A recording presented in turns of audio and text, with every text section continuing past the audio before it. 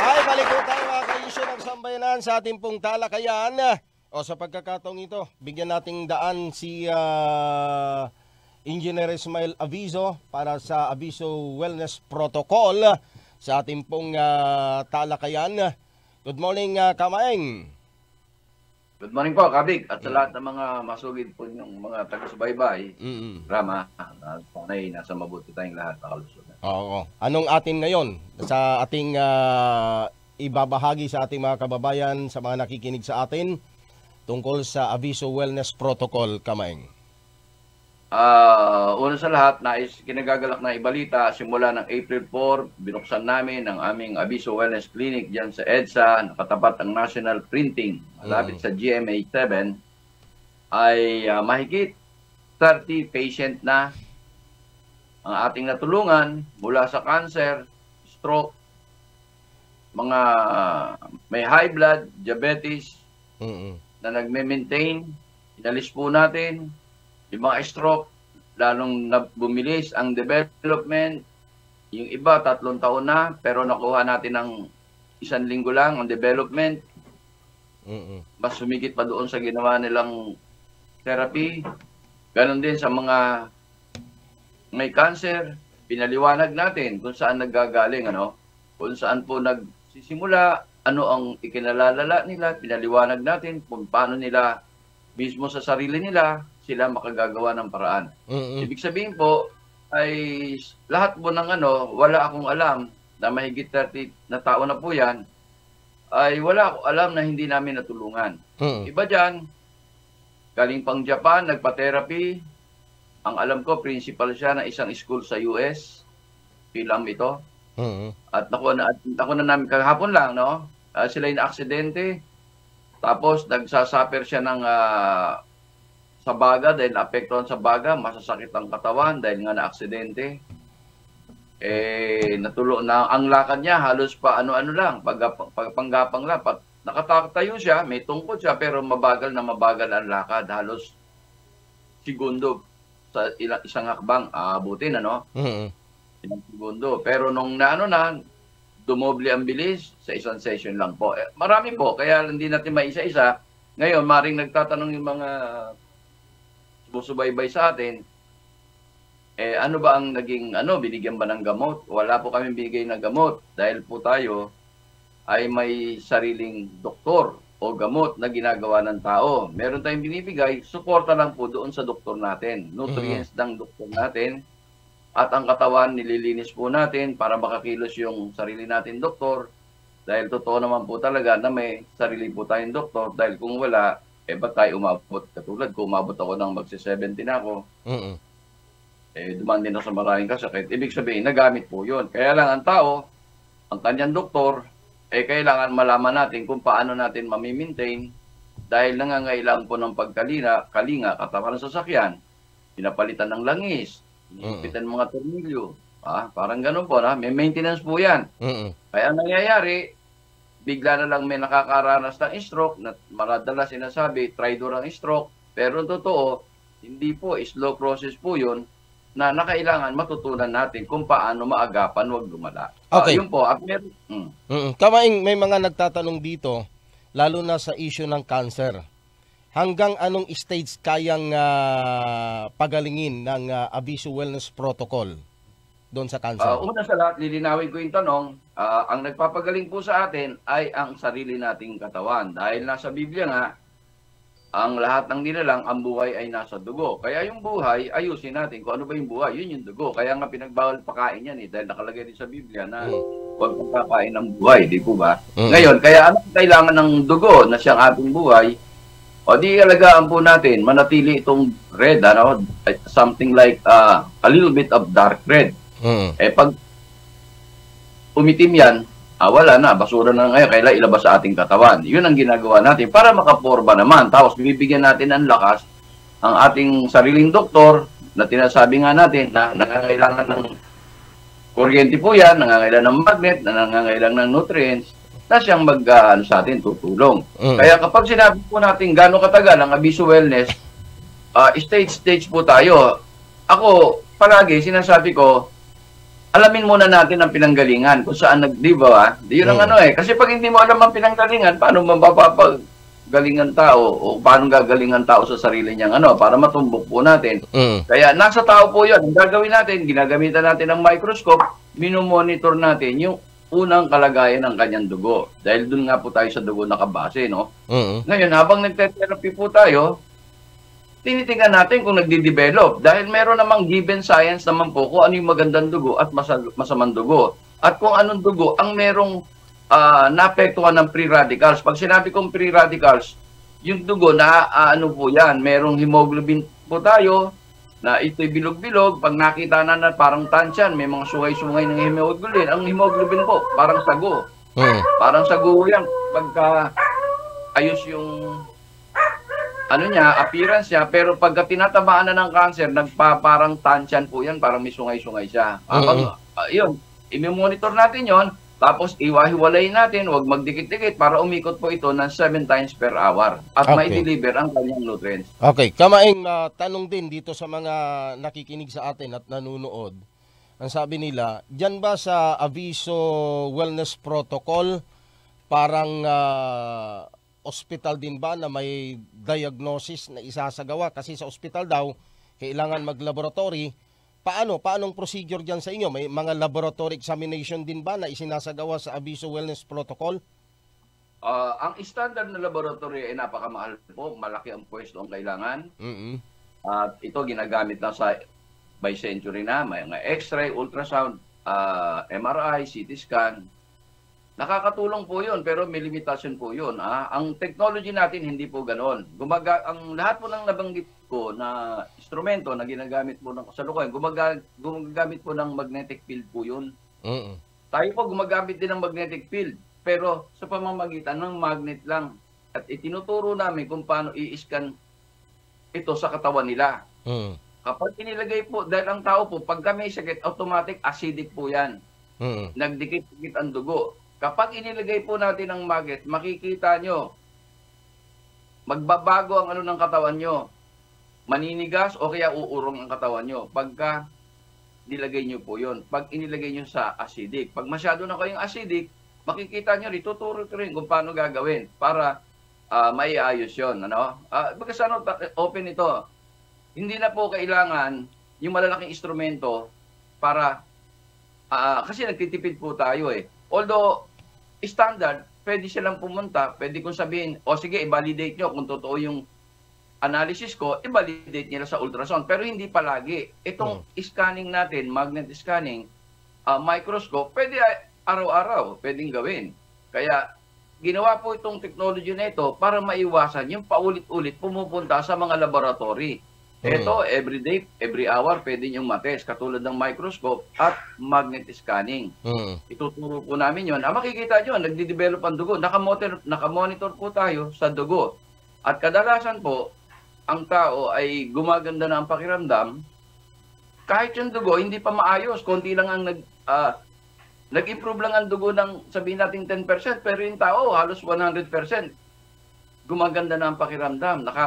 Lalo kung may mga masasakit sa katawan. Immediate po ang epekto na ipapakita natin. Kaya marami po tayong testimonya.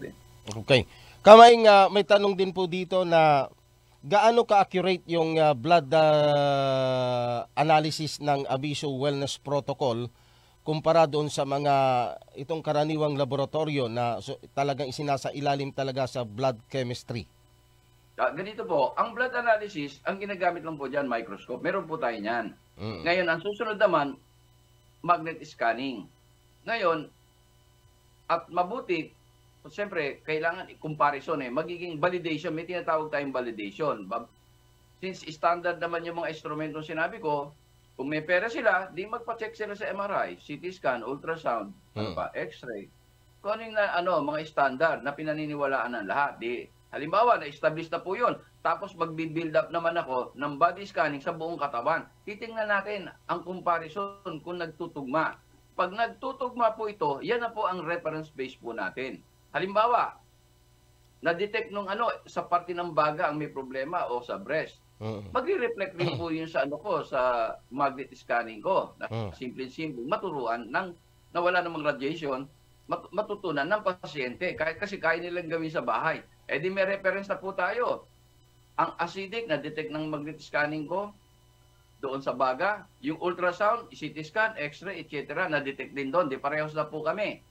May reference po yun kung gaano ka-acidic at kababa, low, medium, high. Unti-unti, iyaano po natin yun. Tetesin po natin yun habang nagte-therapy. Pag yun gumaganda na, na-detect ko, medyo okay ka na.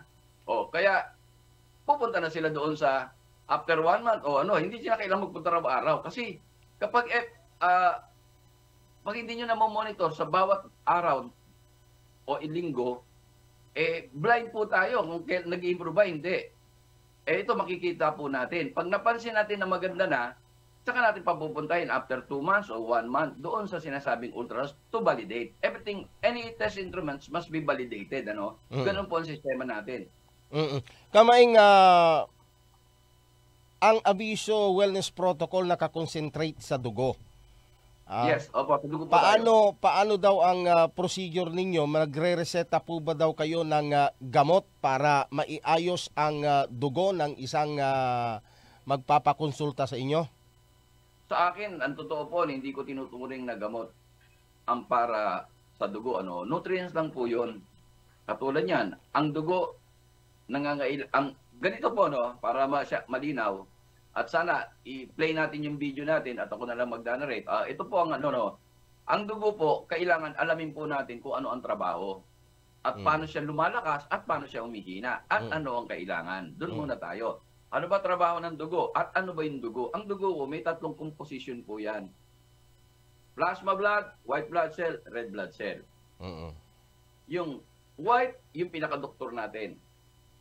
Na doon yung kumakain ng virus, bacteria, etc. At yung mga na-formulate ng ating katawan panlaban kung ano ang nakitang sakit sa ating katawan. Kaya nga may sarili po tayong doktor na nanandun sa lymphatic nodes. Ano pa yung red? Saan naman? Yung red, trabaho talaga niya, ang main niya, mag-deliver ng oxygen.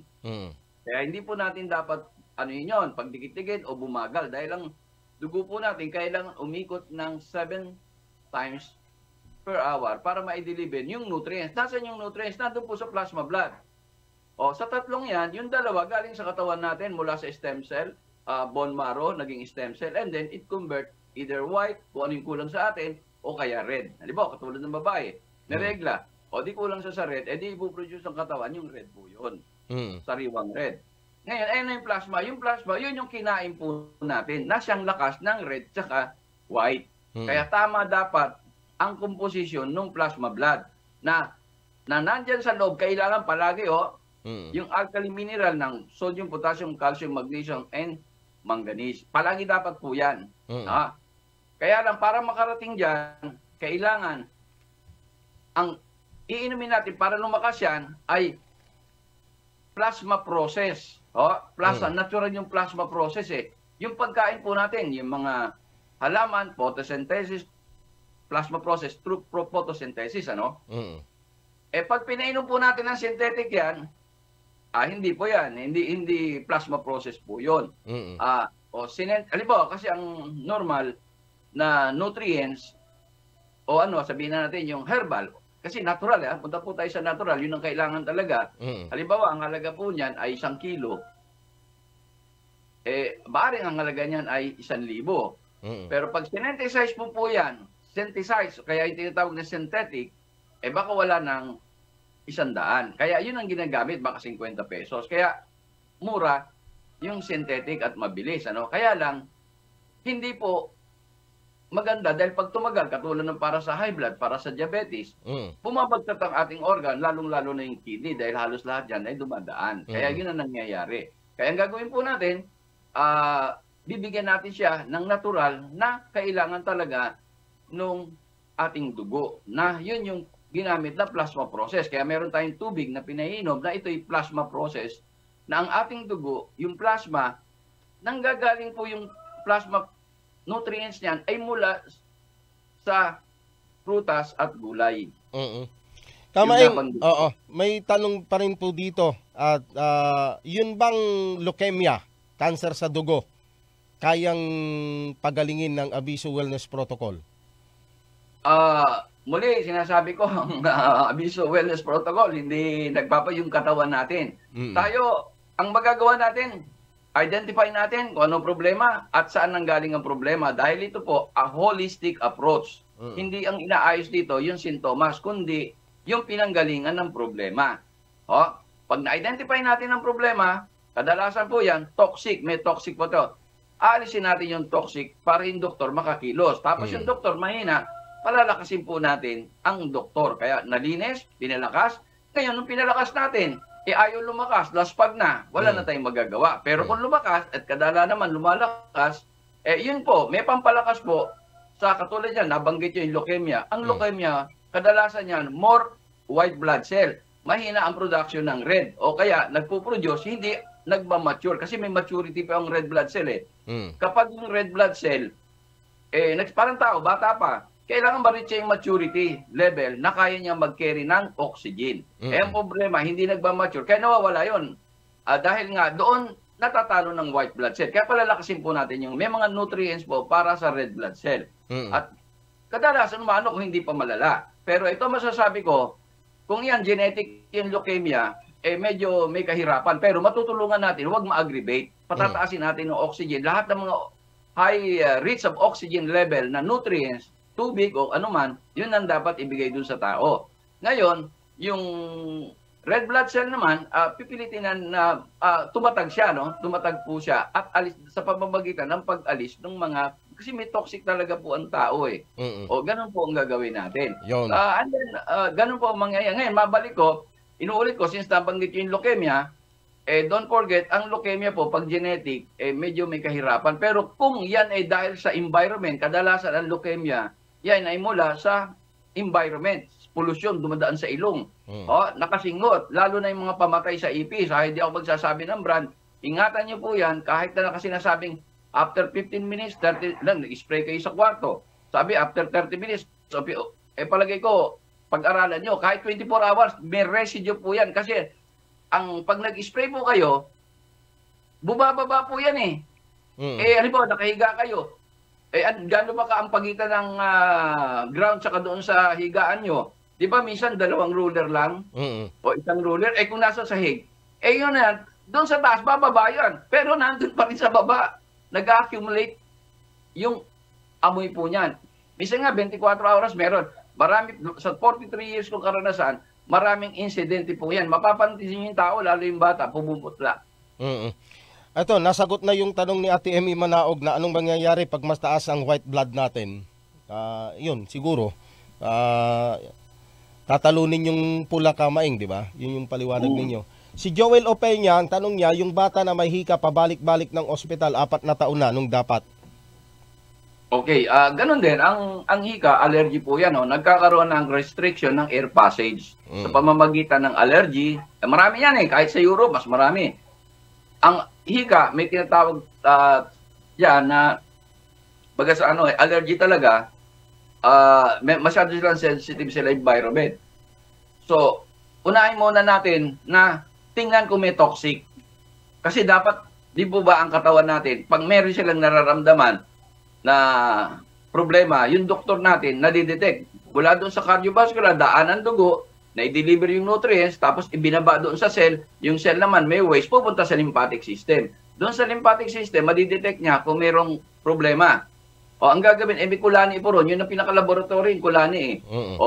Magtitimpla sila, no? Tapos ibabalik, yung natimpla nila, kung ang lymphatic, drainage po natin yan, iihi natin yan, idudumi. Pero 15%, ibabalik po yun, na nandun niya pinormulate ng sarili natin doktor. Ibabalik yun, maaaring makorek, ano? Kasi ang asthma, ngayon, wala pang sakit, wala pang gamot, ano? Pero sa akin, ang ginagawa ko, dinidetox muna natin yung tao, baka mamaya.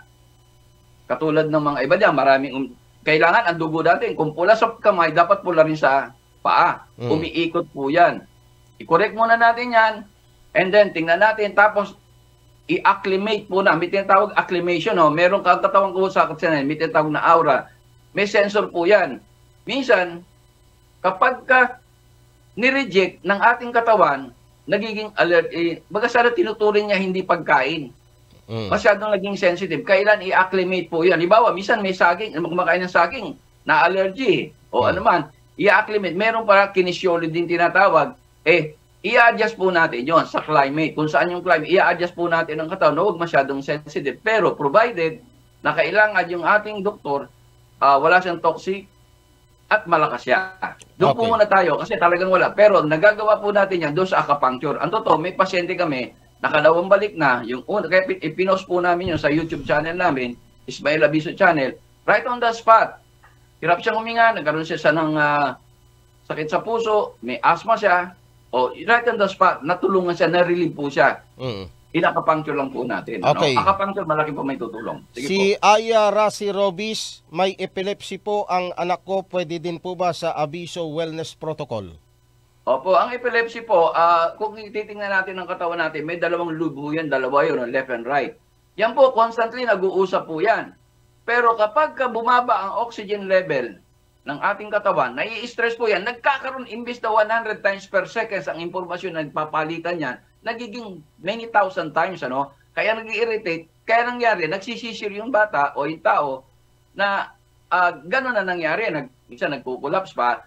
Kaya, madalit salita, huwag ma-stress. Pag sinabi natin huwag ma-stress, huwag pabayaang kapusin ng oxygen yung tao. Yun lang ang ibig sabihin nun. Kaya tayo, ang oxygen, pinatataas po natin. Kaya rin meron tayo na nutrients o tubig na mataas ang oxygen. So, lahat ng binibigay daw po ba sa Abiso Wellness ay puro organic, walang synthetic? Wala po. Hindi po kami inaalis po natin ang synthetic. Halimbawa, meron diyang high blood, nagsisynthetic, diabetes, at matagal na.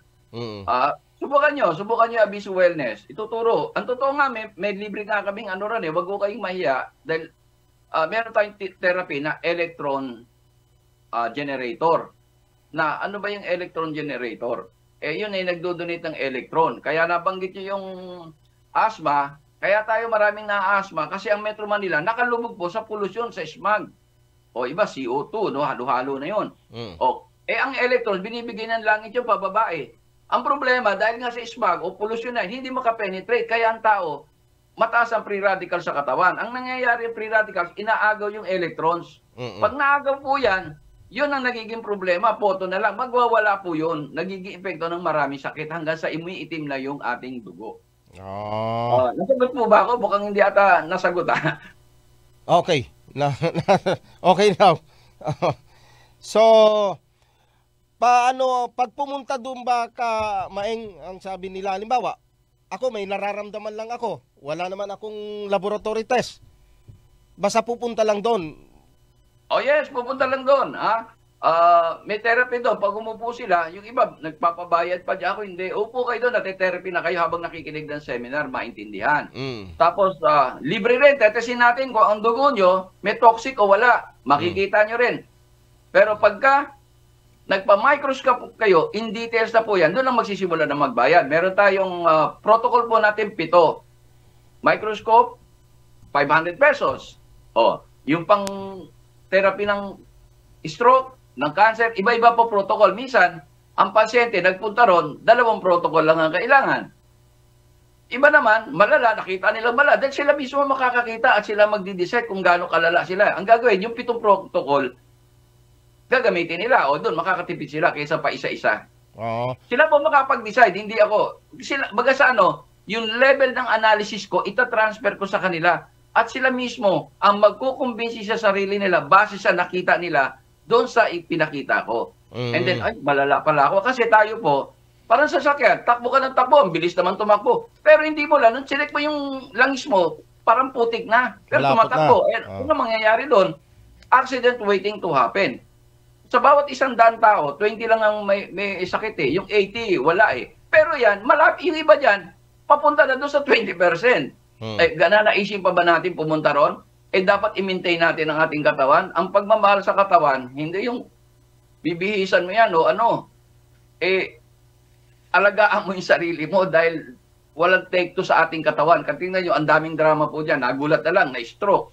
Nagulat na lang, may cancer pala. Ito, maalagaan po natin. Yun ang magagawa po natin. Wala na tayong oras, Kamaeng. 7:00 na. Ang bilis ng oras. Sige po. Paalam na tayo, Kamaing. Saan kayo matatagpuan? Anong numero pwede kayong makontak?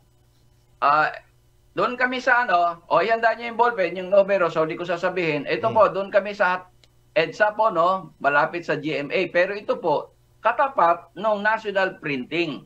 Katapat po ng National Printing. Kaya mula doon sa Quezon Avenue, pagbaba nyo sa tulay o sa ilalim, dadaan kayo, may madadaan ng Kampanay, Scout Igna Marderix na siya pa dyan. Susunod, Scout Albano. O daan-daan na po kayo. Andun sa kanan yung yung Abiso Wellness. Ito ang number po. Magpapareserve po kayo, mas maganda, tatawag po kayo dyan, magpapareserve. Dahil katulad kahapon, ang dumating na pasyente, 15. Yung iba, walang schedule. Gusto magpa-therapy, may cancer. Inabot kami alas 7 ng gabi dahil nakakaawa naman, galing pang Pangasinan. Tatawag po kayo para may reservation. Ito pong number,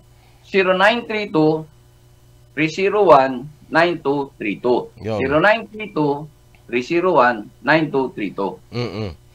So, Kamaeng, hanggang sa muli, sa ating pong, wala na tayong oras. Ano yan? Salamat po. Okay, salamat, Kamaeng. Ay, good morning din kay Ka Henry Densing at kay Kasam Javier, kay Ka Mario Lodovici at Ka Alvin Balse na nakikinig sa atin. Si Uncle Perry, sumintak dyan sa Barangay Baay, Lingayen, Pangasinan. Maabig ya kabuasan, Uncle.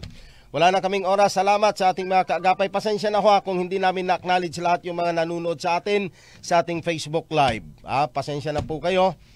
Maraming salamat sa walang sawa ninyong pagsubaybay sa ating palatuntunang issue ng sambayanan. Ang ating pong technical engineer na kasama natin mula sa Barangay Dalangiring, Orbistondo, Pangasinan, ang nag-iisa walang kapares, Gracious Jonas Pascual. Ako po naman si Vic Sumintak mula sa Barangay Amansabina, Mangaldan, Pangasinan. Bumabati sa inyo na magandang umaga. Maabig ya kabuasan at si kayo namin kabaluyan, and we live in extraordinary times. Vic Sumintak sa issue ng